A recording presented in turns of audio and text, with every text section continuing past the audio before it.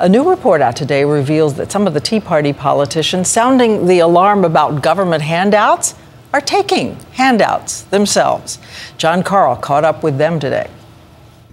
Republicans rode into power on a wave of Tea Party anger over big government and promised to do something about it. Rein in the runaway spending. And the excessive spending. We were sent here in November to do a job. But at least 5 House members tied to the Tea Party movement collected more than $100,000 in federal farm subsidies since 1995, totaling more than $8 million taxpayer dollars.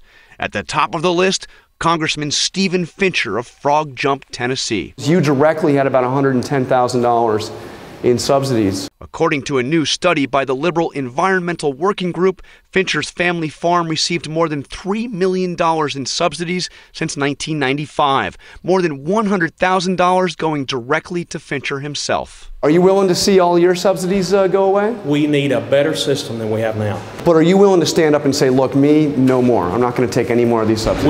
We need a better farm program, and we need to streamline it. So that's not a yes. We need to do. We need to look at many options, and that's a long way off. Farm subsidies cost big bucks. In 2009 alone, more than $16 billion. That's more than the entire budget of the Federal Aviation Administration at every airport in America. At least one of those Tea Party farmers is calling for all farm subsidies, including his own, to be cut. There's no reason for direct payments, adding to our burden of debt, and it manipulates the market. But not the others. Here's what Vicki Hartzler, who has received nearly $775,000 in subsidies for her farm, told Diane Sawyer earlier this year. I think we need to make sure everything is looked at before we just pick on the farmers.